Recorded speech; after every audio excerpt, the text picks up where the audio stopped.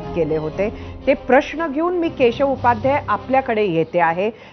केशव, एकीकडे एकनाथ शिंदे हे आपल्याला भाजपाला त्यांची एकूण पॉप्युलॅरिटी लक्षात घेता मान्य राहतील का येणाऱ्या 5 वर्षांसाठी मुख्यमंत्री म्हणून, तर दुसरा प्रश्न जो सुषमाताईंनी विचारला तो हा आहे की आजचाच एबीपी माझाचा जो ऑनलाईन पोल आहे ज्याला जवळजवळ 5,60,000 लोकांचा रिस्पॉन्स आहे, त्यात 70% वर जो प्रेफरन्स आहे तो उद्धव ठाकरेंना आलेला आहे। कसं बघता आपण ह्या सगळीकडे? सगळ्यात पहिल्यांदा सुषमाताईंनी कसं उद्धव ठाकरेंनी कसा त्याग वरे केला अशा गप्पा मारल्या, मला खरंच हसू आलं। त्यावेळी दिल्लीत 3 दिवस बिचारे बसून होते पण साध्या सोनिया गांधींनी भेट पण दिली नाही। पण ठीक आहे, ते लांबचं दूरचं झालं। आता आजचं लक्षात घ्या, आज सकाळी नाना पटोले म्हणाले काँग्रेसचा मुख्यमंत्री होईल, सगळे संजय राऊत म्हणले ते कोण सांगणार मुख्यमंत्री होणार। अजून कशात काही नाही, आपल्याकडे म्हण आहे की कशात काहीच नाही अजून तरी मुंगेरला की हसीन सपने हे बघणं सुरू केलं तर इथं यांची मतभेद सुरू झाले आणि म्हणे की आम्ही मुख्यमंत्रीपद याच्यात नाही, आम्ही एकमताने करू। अशा आम्हाला असं वाटतं की जनता हे पाहतीये, उद्या संध्याकाळी काय आम्ही मुख्यमंत्रीपदाचा चेहरा पेश करू, आज संजय राऊत यांनी सांगितलं दावा पेश करू। मी त्यावेळी असं म्हणालो की मुंगेरीलाल की सपने बघायची प्रत्येकाची इच्छा असते, आवड असते, ती त्यांनी बघू द्यावी। उद्या 12-12:30पर्यंत ते त्यांच्या आनंदामध्ये मी काही त्याला व्यत्यय आणू इच्छित नाही। राहिला प्रश्न एकनाथ शिंदेंचं काय पुढे काय तुम्ही जो प्रश्न विचारला तो असं आहे, भारतीय जनता पार्टीची भूमिका या सगळ्या याच्यामध्ये यापूर्वीच अनेक वेळा स्पष्ट केली आहे आणि भारतीय जनता पार्टीची भूमिका आत्तासुद्धा स्पष्ट आहे।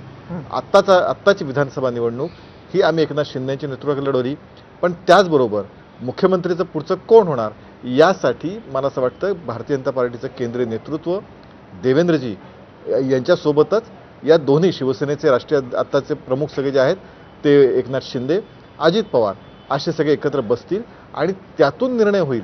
त्यामुळे याचा अर्थ लगेच हे काही नाकारलंय का स्वीकारलंय का याची चर्चा, याच्यापेक्षा आम्ही किमान बाहेर अशी विधानं तर किमान आम्ही करत नाही आहोत असं आहे। आता राहता लगेच प्रश्न काय दरेकरांनी काही म्हणलं असे, भारतीय जनता पार्टी असो कुठल्याही राजकीय पक्षाला किंबहुना जसं आता सुषमाताईंना वाटतं की त्यांच्या सगळ्यात कमी जागा महायुतीमध्ये महाआघाडीमध्ये 3ऱ्या नंबरच्या जागा या उद्धव ठाकरे गटाचे दिसत आहेत, पण तरीसुद्धा त्यांना असं वाटतं की त्यांचा उद्धव ठाकरे मुख्यमंत्री झाले पाहिजेत अशी त्यांची भावना आणि ती भावना त्यांनी कार्यकर्ता म्हणून व्यक्त करणं यात गैर काही नाही।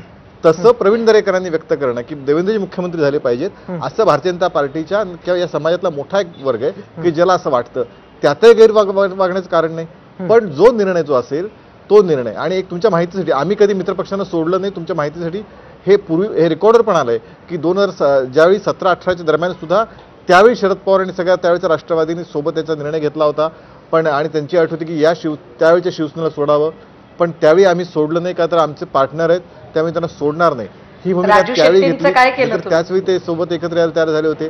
त्यामुळे आत्ता सुद्धा नाही ते गेले, आम्ही सोडलं नाहीये।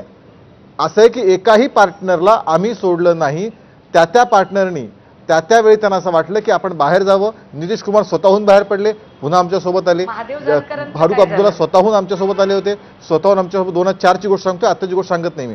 त्यामुळे जे पार्टनर एनडीए मध्ये आले एकाही पार्टनरला आम्ही जा म्हणून सांगितलं नाही की आम्ही युती तोडली नाही, उलट त्यांना असं वाटलं की आता आपल्याला भारतीय जनता पार्टीसोबत राहायचं नाही, त्यांनी प्रत्येकाने आपला मार्ग वेगळा घेतला आणि पुन्हा जर यायचं असेल तरी आलं। त्यामुळे आम्ही मित्रपक्षांना सोबत घेऊन राहतो आणि पुढेही सोबत घेऊन राहू, हे नक्की त्यामध्ये बागायचं कारण शंका बागायचं कारण नाही। केशवराव, एक अकॅडमिक प्रश्न की तुम्ही कुठल्याही मित्रपक्षाला सोडलं नाही, मित्रपक्ष तुम्हाला सोडून गेले, असं काय होतं की मित्रपक्ष सोडून जातात?